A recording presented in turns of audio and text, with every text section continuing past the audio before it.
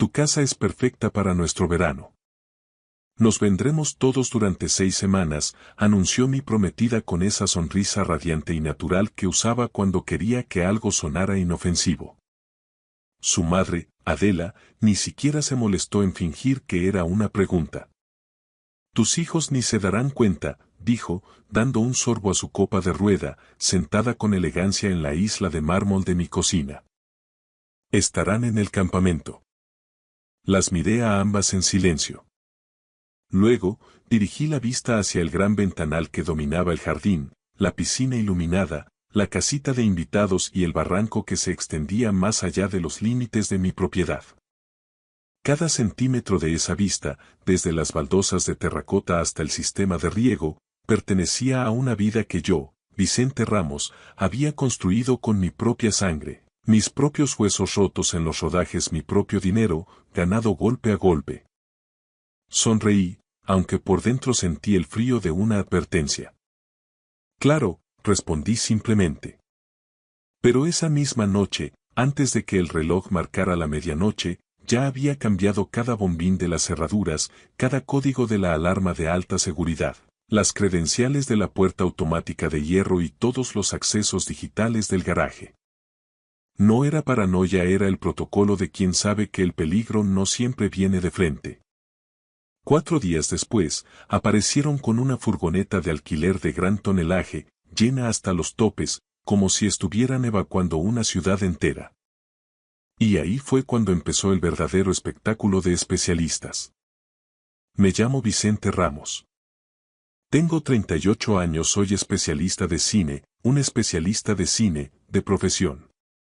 Soy padre soltero por absoluta necesidad, un hombre que aprendió hace mucho tiempo que la diferencia entre sobrevivir a una caída de 10 metros o morir en el asfalto nunca es la fuerza bruta.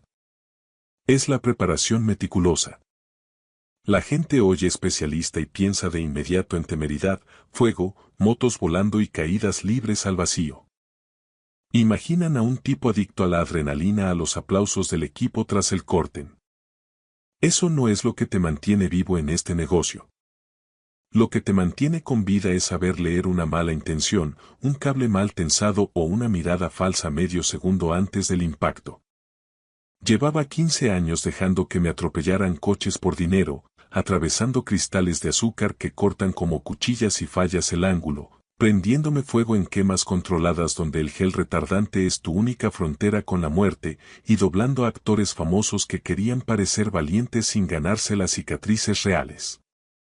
Sabía perfectamente a qué huele el pánico, qué aspecto tienen las mentiras cuando se disfrazan de cortesía, que tan rápido una escena de lo más cotidiana puede pasar de estar bajo control a ser fatal si una sola persona decide que las reglas no le importan. Por eso había sobrevivido a 3 accidentes graves. Y por eso sabía, en lo más profundo de mis entrañas, que la familia de Aitana no estaba planeando una idílica visita de verano bajo el sol español. Estaban planeando una ocupación en toda regla, aprovechando los huecos legales que tanto dolor de cabeza dan en este país. La casa era mía, no nuestra. Mía, con escritura notarial a mi único nombre. Había pagado 480.000 euros por ella, euro tras euro, sin su ayuda, sin su familia y sin que nadie viniera al rescate cuando las deudas apretaban. La compré después de los 2 peores años de mi vida. Tras un divorcio amargo, una guerra de guerrillas por la custodia de mis hijos, aquel terrible accidente en un set de Almería que me destrozó los músculos del hombro, dejándome meses de rehabilitación y casi terminando con mi carrera profesional.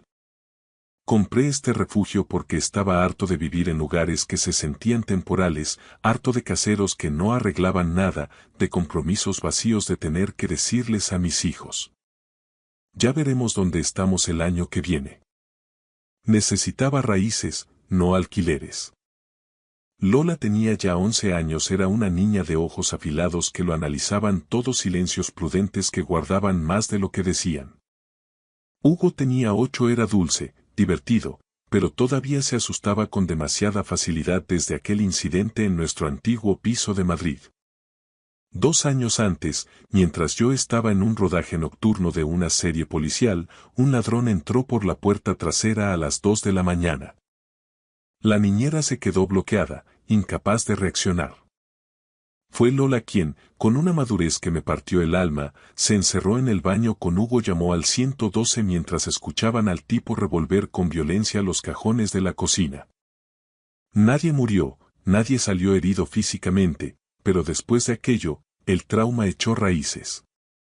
Hugo durmió con la luz del pasillo encendida durante 8 meses seguidos. Y Lola dejó de confiar en cualquier sonido en la noche que pudiera identificar de inmediato. Cuando firmé la compra de esta casa ante notario, les hice una promesa sagrada. Nadie entra aquí a menos que nosotros lo digamos. Esa promesa importaba más que mi relación actual, más que las apariencias sociales, mucho más que lo que cualquier mujer con tacones caros, planes ocultos pudiera pensar sobre mis límites. Mi casa era mi fortaleza, y yo soy un especialista en defender castillos. Aitana y yo llevábamos juntos 14 meses. Al principio, su presencia en mi vida fue como un alivio necesario, un bálsamo tras años de tensión. Era refinada, inteligente, siempre con una imagen impecable ante el objetivo de su móvil, fruto de su trabajo como influencer de marcas de lujo, y, sobre todo, parecía entender mis horarios caóticos mejor que cualquier otra mujer con la que hubiera salido. Su habilidad para encandilar a cualquiera en menos de 2 minutos era asombrosa. Tenía ese don de hacer que un favor interesado pareciera un regalo generoso. También parecía haber encajado con mis hijos. Parecía, esa es la palabra que ahora me quema la garganta, la señal de advertencia que decidí ignorar. Durante los primeros meses, interpretó su papel con una precisión de actriz de método. Le trajo a Hugo un camión teledirigido de gama alta. Elogió con entusiasmo los dibujos de Lola, tratándola como a una artista incipiente. Me decía constantemente cuánto admiraba que hubiera sido capaz de construir una vida tan sólida y estable después de todo el barro que me había tocado tragar. A veces, pasaba la punta de sus dedos por la gran cicatriz de mi antebrazo y susurraba: «Eres el único hombre que conozco que realmente sabe cómo proteger a su gente». Y yo la creí. La soledad, cuando se mezcla con el cansancio, vuelve estúpidos incluso a los hombres más curtidos. El problema real no era ella, o eso pensaba yo, sino su familia. Adela, su madre, era una de esas mujeres de elegancia gélida y veneno lento que trataban los límites ajenos como si fueran insultos personales. Su marido, Martín, era un tipo melifluo, siempre demasiado engominado y con esa costumbre irritante de lanzar preguntas supuestamente casuales que de inocentes no tenían nada. ¿Por cuánto te sale el IBI de una parcela así, Vicente?, preguntaba mientras escudriñaba las molduras del techo. ¿Tiene la casa de invitados contadores de luz y agua independientes? ¿Está insonorizado tu despacho? Deberías considerar seriamente constituir una sociedad patrimonial para blindar la propiedad, por el tema de la responsabilidad civil en tu trabajo, ya sabes. Y luego estaba Borja, el hijo menor. Un parásito con el bronceado permanente de quien no ha trabajado un día en su vida, carillas de porcelana demasiado blancas en los dientes, mocasines de marca sin calcetines y el apetito voraz de un hombre que jamás ha aceptado un no por respuesta. La primera vez que Borja pisó mi casa, abrió mi vinoteca y se sirvió un Ribera del Duero Reserva sin preguntar. La segunda vez, lo encontré en el garaje, con la mano puesta sobre el depósito de mi Ducati. ¿Dejas que alguien la saque de paseo alguna vez?, preguntó con una sonrisa de suficiencia. No, respondí en seco. Siempre hay una primera vez, cuñado, insistió él. No, repetí, claitanándole la mirada. Aitana soltó una risita nerviosa, diciendo que yo era adorablemente posesivo. Adela me tildó de intenso y Martín sentenció que ser protector era una virtud. Siempre que fuera con moderación. Con moderación. Así es como esa clase de gente habla de los límites. Como si fueran un condimento que se puede ajustar según su propia conveniencia. La verdadera grieta en el decorado se abrió una tarde cualquiera, porque a Lola se le olvidó su carpeta de dibujos en el coche de Aitana. Ella estaba arriba, dándose una ducha rápida antes de un evento de una firma de cosméticos. Salí al camino de entrada para recuperar la carpeta del asiento del copiloto. Al inclinarme, vi su tableta sobre la consola central. La pantalla se iluminó con la notificación de un nuevo mensaje de WhatsApp. Adela. Dile que 6 semanas como mínimo. 2 no serán suficientes para instalarnos del todo. Debería haberme dado la vuelta y haber respetado su privacidad. No lo hice. Mi instinto de supervivencia, ese que me avisa antes de que un cable de seguridad se rompa, tomó el mando. La tableta no tenía código de bloqueo. Con un solo toque, se abrió un chat de grupo familiar titulado con una desfachatez hiriente. Verano en lo de Vicente. Sentí como el pulgar se me quedaba frío contra el cristal de la pantalla mientras leía. Borja. La casa de invitados para mí, ¿vale? Necesito privacidad para mis llamadas y mis cosas. Adela. La casa principal para nosotros. Cambiaremos la disposición de los muebles una vez estemos dentro. Martín necesita espacio. Martín. ¿Y sus hijos? Aitana. El campamento de verano empieza a finales de junio. Estarán fuera casi todo el tiempo, no os preocupéis. Adela. Perfecto. Mucho más fácil sin niños de por medio incordiando. Luego, otro mensaje de Aitana que me hizo apretar los dientes. No mencionéis cuántas maletas y cajas traéis realmente. Una vez que estemos instalados, no montará un numerito delante de todo el mundo. Y la estocada final de Adela. Adelanta la boda si puedes, hija. Es mucho más sencillo hablar de bienes gananciales y derechos de residencia una vez que haya un papel firmado. Mi corazón no se aceleró por la rabia. Al contrario, se ralentizó, volviéndose frío y preciso, como ocurre justo antes de realizar una maniobra de riesgo en el set. Seguí leyendo con una calma quirúrgica. Hablaban de redecorar mi dormitorio, de quedarse con mi despacho personal porque era el que mejor señal de Wi-Fi tenía, y de invitar a sus amistades a pasar fines de semana en julio porque consideraban que mi hogar estaba desaprovechado. Adela se quejaba de que mi cocina necesitaba un laitanado de cara y Borja escribía que mi casa estaba básicamente vacía durante los meses de calor. Entonces Martín escribió algo que me erizó el vello de la nuca.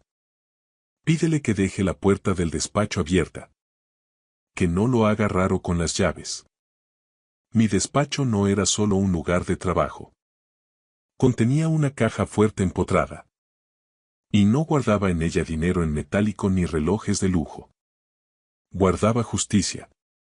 Un año atrás, mi mejor amigo y compañero, Nacho, había muerto en un rodaje en Almería durante una maniobra de vuelco que yo mismo había supervisado en los ensayos. Oficialmente, el informe decía que fue un fallo imprevisible del equipo. Extraoficialmente, varios de nosotros sabíamos que la productora había escatimado en las medidas de seguridad y que, tras el accidente, alteraron los registros de mantenimiento para laitanarse las manos. La viuda de Nacho estaba preparando una demanda civil contra esos gigantes de la industria. Yo custodiaba las copias del metraje bruto sin editar, las hojas de rodaje originales y los mensajes de voz de los técnicos que me habían enviado las pruebas discretamente antes de que los abogados de la productora empezaran a amenazar a todo el mundo. Solo un puñado de personas en el mundo sabía que yo era el guardián de ese material. Aitana era una de ellas. Se lo confesé una noche amarga, tras demasiados whiskies, cuando me preguntó por qué seguía despertándome empapado en sudor y rabia algunas madrugadas. Ella me tomó la mano, me miró a los ojos con aparente ternura y me juró que lo entendía, que estaba conmigo. Y ahora, su padrastro quería que dejara la puerta del despacho abierta. Para que no fuera raro. Dejé la tableta exactamente donde la había encontrado, cerré la puerta del coche con suavidad y entré en casa con la carpeta de Lola bajo el brazo, sintiendo que el hombre que amaba a Aitana acababa de morir, dejando paso al especialista que solo piensa en cómo mitigar el impacto. Dejé la tableta exactamente donde la había encontrado, recuperé la carpeta de dibujos de Lola y entré en casa con una calma que me resultaba ajena. Durante la cena, Aitana no dejó de parlotear sobre arreglos florales, fotógrafos de bodas y resorts exclusivos para una luna de miel en Maldivas. La observé mientras le pasaba la salsa de soja a Hugo con un gesto ensayado y le preguntaba a Lola por las actividades del campamento de verano. Sentí como una certeza amarga se asentaba en mi pecho. Aitana no era una víctima ingenua de los planes de su madre. Era una pieza clave del engranaje. Estaba participando activamente en la demolición de mi hogar. Esa misma noche, en cuanto los niños se quedaron profundamente dormidos, llamé a Oscar. Es un antiguo sargento de la Guardia Civil reconvertido en consultor de seguridad privada y una de las poquísimas personas en las que confío mi vida sin parpadear. Llegó a las 10:30. En el porche, bajo la luz mortecina de los faroles, le enseñé las capturas de pantalla del chat familiar. Las leyó una sola vez, en silencio, y luego me miró con esos ojos que han visto demasiadas alcantarillas. ¿Cómo de ruidoso quieres que sea esto, Vicente? Preguntó con voz grave. Silencioso hasta que ya no pueda hacerlo más, respondí. Para la 1 de la madrugada, el trabajo estaba hecho. Todas las cerraduras de la casa principal y de la casita de invitados tenían bombines nuevos de alta seguridad, imposibles de gansuar. El sistema de la puerta automática del jardín fue reseteado de fábrica con una nueva frecuencia encriptada. La alarma recibió códigos de acceso totalmente nuevos. La puerta de mi despacho, mi santuario, fue reforzada con un cilindro de acero y un sensor de vibración secundario. Oscar redirigió todas las alertas de las cámaras térmicas directamente a mi móvil y configuró un perímetro virtual para avisarme de cualquier intento de forzar la entrada, ya fuera mediante llave o fuerza bruta. Antes de marcharse, se detuvo junto a su coche y me preguntó: ¿Vas a terminar con este circo esta noche, cortando por lo sano? No, dije con frialdad. Todavía no. ¿Por qué? Porque quiero ver hasta dónde están dispuestos a llegar. Quiero que el golpe sea definitivo. Oscar asintió con una mueca que casi parecía una sonrisa. Entonces prepárate, porque cuando se lancen, lo harán con todo. El siguiente giro de guión vino del campamento de verano, en el Pirineo. Recibí un correo urgente. Un brote vírico masivo, problemas graves de personal y una cancelación repentina de la quincena principal. Los niños no irían a ninguna parte. Cuando se lo conté a Hugo, el pobre intentó parecer valiente, pero vi el alivio en sus ojos. ¿Entonces nos quedamos aquí en casa?, preguntó con un hilo de voz. Os quedáis conmigo, sentencié. Los ojos de Lola se afilaron de inmediato. Ella, con esa intuición que el miedo le había otorgado, captó la anomalía antes que su hermano. No le dije nada a Aitana. Quería ver su reacción. Esa tarde, ella llegó con comida tailandesa para llevar, me dio un beso rápido en la mejilla y me preguntó, como quien no quiere la cosa, si ya había confirmado la entrega de los niños en el autobús del campamento. Le expliqué el cambio de planes y observé su rostro con la precisión de un escáner. No vi preocupación por la salud de los niños ni alegría por pasar más tiempo con ellos. Vi decepción pura. Una sombra de fastidio que ocultó tras una sonrisa forzada, pero no lo bastante rápido para que yo no la registrara. 2 noches después, Lola llamó a la puerta de mi dormitorio pasada la medianoche. Sostenía un pequeño dispositivo redondo y blanco entre 2 dedos, como si fuera un insecto venenoso. Papá, susurró con voz temblorosa, he encontrado esto en mi mochila del colegio, la que iba a llevar al campamento. Era una AirTag de Apple. Sentí como el pulso se me disparaba, no de miedo, sino de una furia gélida. ¿Dónde exactamente, Lola? Dentro del forro del bolsillo interior. Estaba medio cosido, escondido tras la etiqueta. Hugo apareció detrás de ella en el pasillo, abrazando a su lobo de peluche con fuerza. ¿Es algo malo, papá? Preguntó con los ojos muy abiertos. Mantuve la voz firme, aunque por dentro quería romper algo. Significa que alguien quería saber dónde estabais en cada momento sin decírnoslo. Lola bajó la mirada y añadió en un susurro. Aitana me ayudó a repasar la maleta ayer por la tarde. Me dijo que quería asegurarse de que no me olvidaba nada importante. Ese fue el momento exacto en el que dejé de pensar en términos de sospecha o desconfianza. Aquello era una confirmación de guerra. No eran solo mentiras por interés o arrogancia de clase, habían involucrado a mi hija en un plan de rastreo que ella no podía comprender. Me quedé despierto hasta el amanecer, sentado en el despacho. Ya no estaba enfadado. La ira es un fuego que te quema y te hace cometer errores. Esto era algo mucho más frío. Era cálculo. A primera hora de la mañana, llamé a mi abogado. La furgoneta de gran tonelaje llegó a las 11:47, en uno de esos días de sol radiante y cegador que hacen que todo parezca demasiado brillante para ser sucio. Aitana bajó del coche que encabezaba la comitiva. Detrás venían Adela, protegida por un sombrero de ala ancha y vestida de lino blanco inmaculado Martín, con su polo de golf rosa y su aire de superioridad, y Borja, con gafas de sol de espejo y una actitud de dueño del mundo. La furgoneta de alquiler iba tan cargada que las suspensiones traseras casi tocaban el asfalto. No venían para una visita de 6 semanas. Había cajas de ropa de invierno, cajas de comida gourmet, lámparas de diseño, una cama para el perro que ni siquiera tenían todavía, 3 neveras portátiles, sillas de jardín, fundas de trajes para eventos de gala, una cafetera industrial en su caja y decenas de contenedores de plástico con etiquetas impresas que decían cocina, dormitorio principal y verano. No eran invitados. Eran ocupas profesionales que venían a tomar posesión de su nuevo feudo. Pero se iban a encontrar con que el castillo ya no aceptaba sus llaves. El timbre de la puerta principal sonó 1, 2 veces, y luego empezó a zumbar de forma continua, agresiva. Lola estaba a mi lado en la cocina, con la mirada fija en el monitor del interfono. Eso es demasiada ropa para unas vacaciones, papá, dijo con voz plana. Hugo apareció bajo su codo, frunciendo el ceño. ¿Por qué traen una furgoneta de mudanzas entera? Porque algunas personas llegan disfrazadas de favor cuando pretenden convertirse en un problema, respondí, sin apartar la vista de la pantalla. El móvil vibró en mi bolsillo.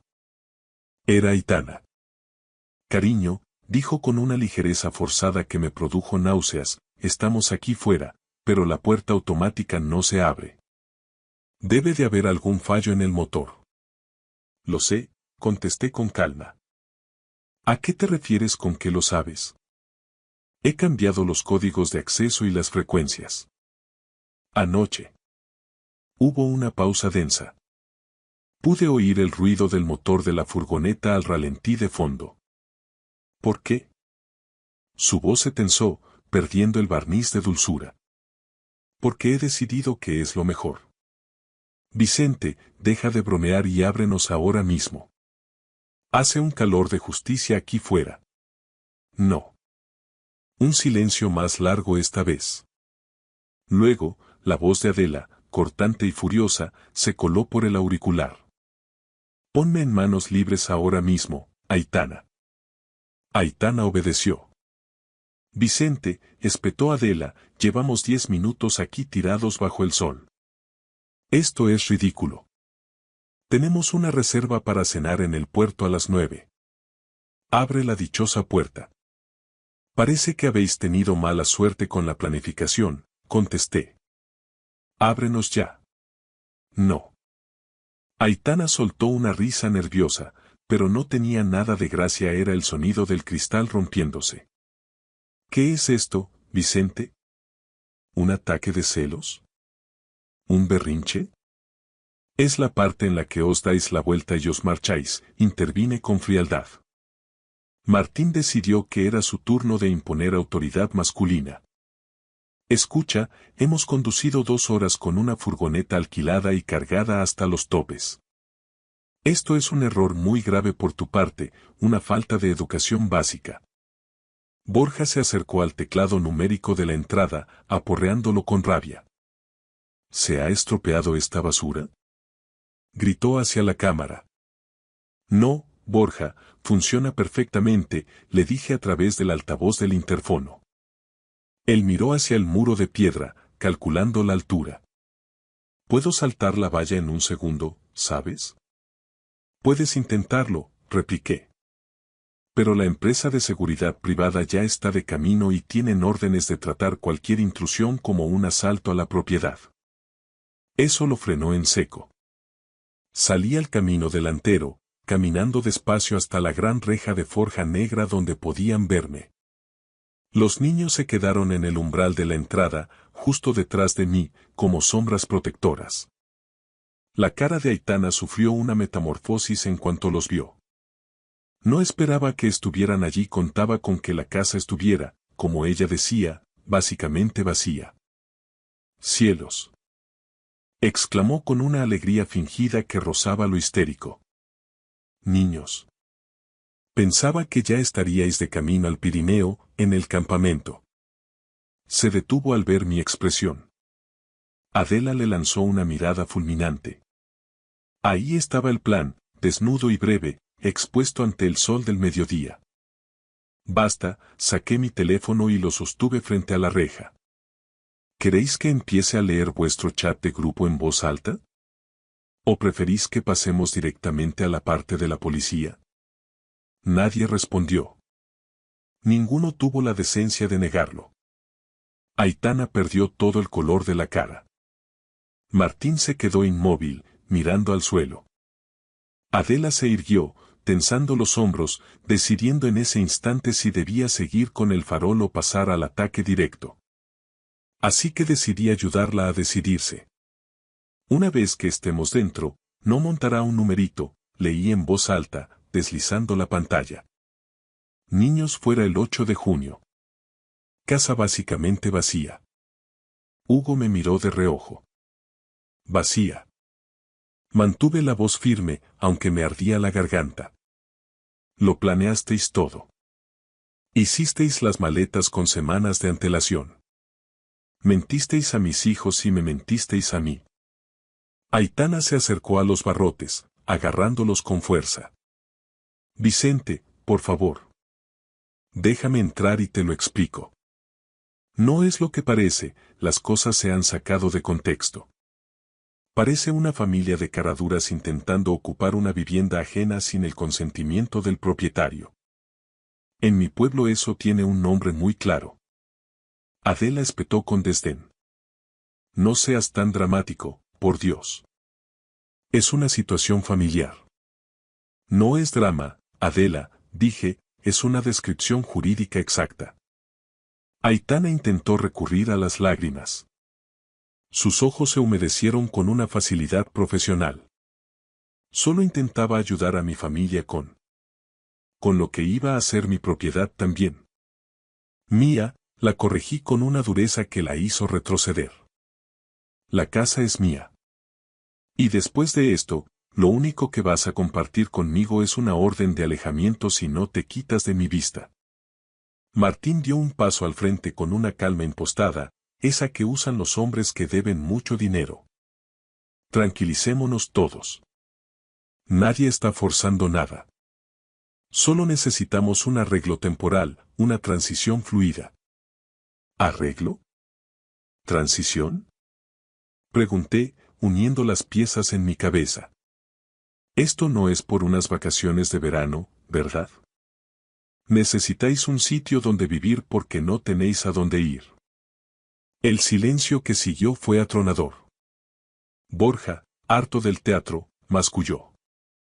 Mamá, cuéntaselo ya y acabemos con esto. Es absurdo. Cállate, Borja. Siseó Adela, pero ya era tarde.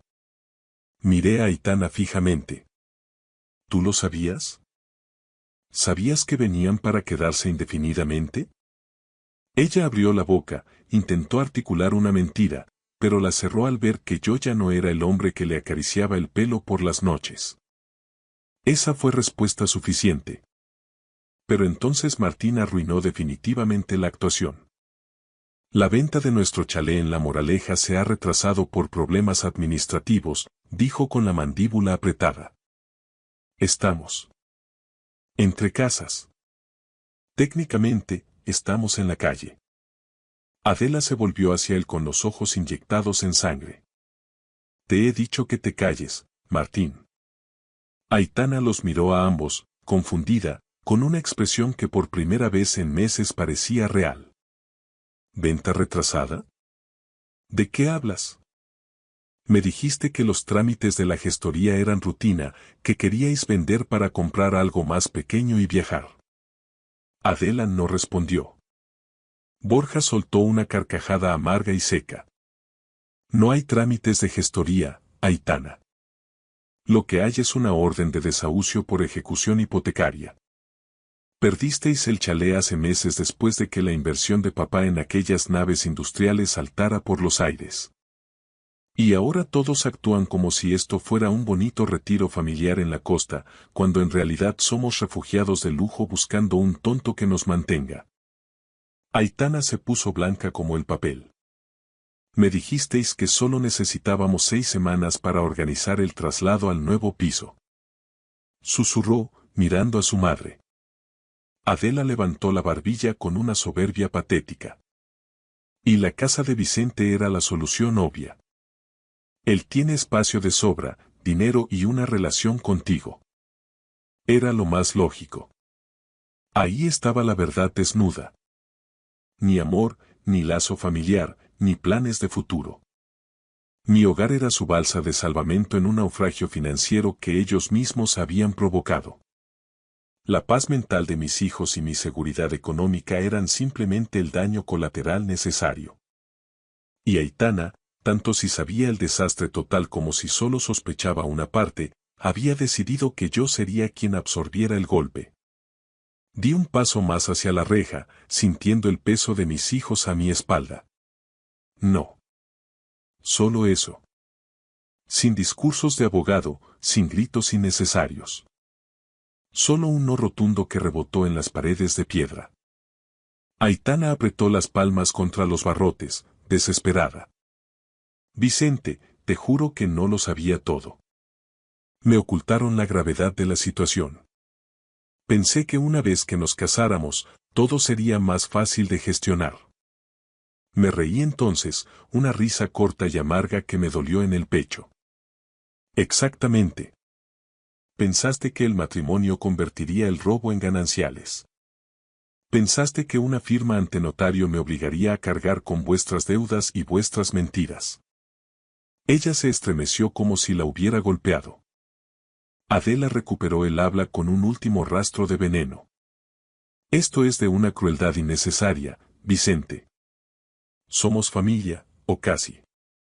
No. Cruel es llamar a la casa de un niño vacía solo porque quieres adueñarte de su piscina y de su techo para tapar vuestros fracasos. Los niños no decían nada, pero su silencio era más pesado que cualquier reproche. Entonces Lola habló, con una voz calmada que me llenó de orgullo y de tristeza a la vez. Pusiste un rastreador en mi mochila, Aitana. Me engañaste. Aitana parecía físicamente destrozada ahora. Eso fue por vuestra seguridad, Lola. Para saber que estabais bien en el campamento. No me lo dijiste, replicó la niña. No confías en nosotros. Solo querías vigilarnos. La vocecita de Hugo la siguió, cargada de una lógica infantil demoledora. Querías que nos marcháramos de nuestra propia casa para estar tú aquí con ellos. Aitana empezó a llorar de verdad. Lágrimas de quien se da cuenta de que ha perdido la partida y el tablero ha saltado por los aires. Demasiado tarde. Miré a la cámara de seguridad sobre la puerta y supe que Oscar, aparcado discretamente calle abajo, lo estaba grabando todo para el informe legal. Apareció en la esquina del encuadre en el momento justo, con el móvil en la mano y una actitud profesional. Todo documentado, Vicente. Tengo las matrículas y las grabaciones de audio, gritó. Gracias, Oscar, dije. Borja se alejó del muro, derrotado. Martín soltó un juramento entre dientes y se dirigió a la furgoneta. Adela siseó. Sube al coche, Aitana. No te rebajes más. Pero Aitana no se movía. Se quedó allí, pegada a la reja de la que un día pensó tener las llaves. Por favor, dejadme hablar con los niños. Vicente, por favor.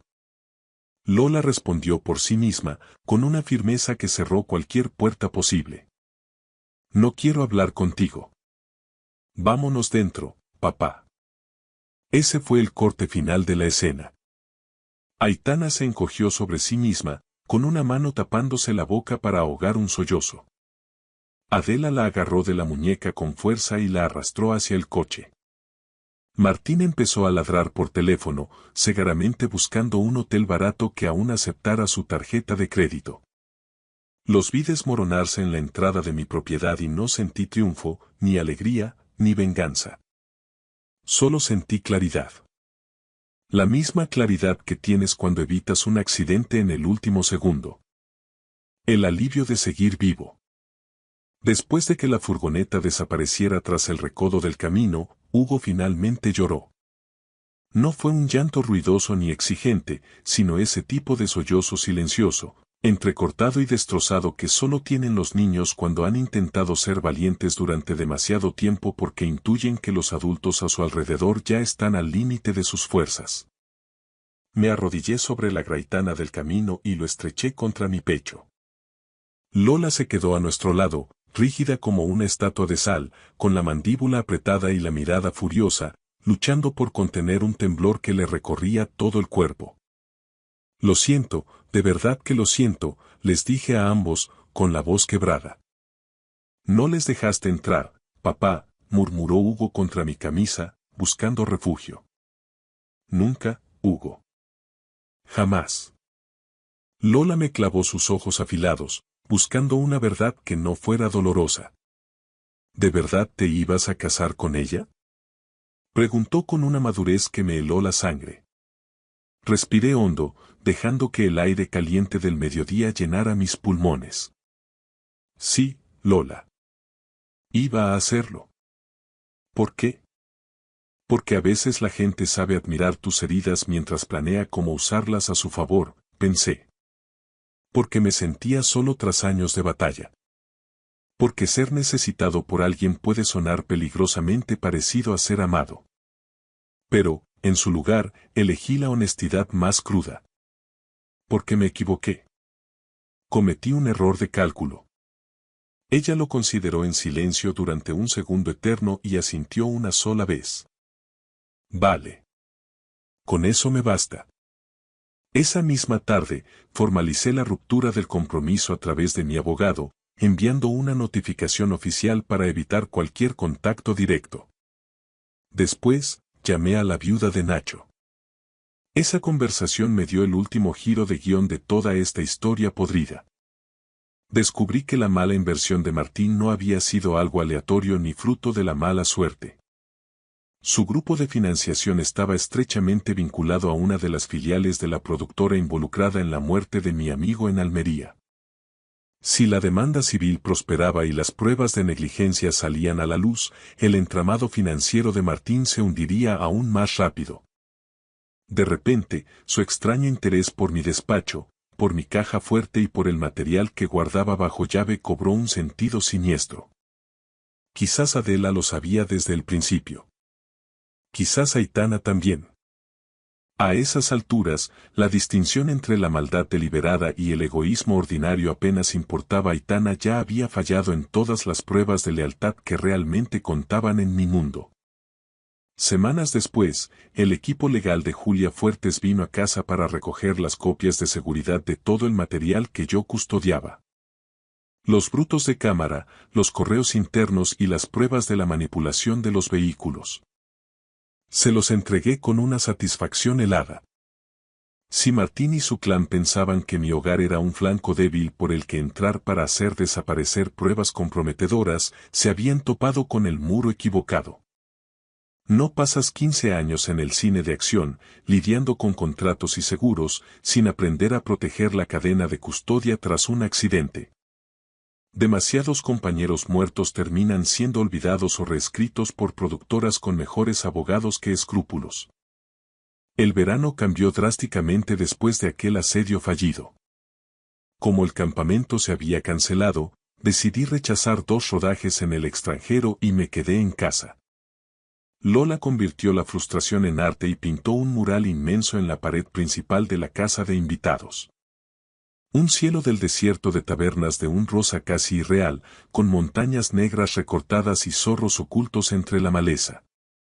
Hugo, por su parte, construyó pistas de obstáculos demenciales usando churros de piscina, sillas plegables y cinta aislante. Me exigía que las recorriera cronómetro en mano, como si estuviera entrenando para la secuencia de acción más importante de mi carrera.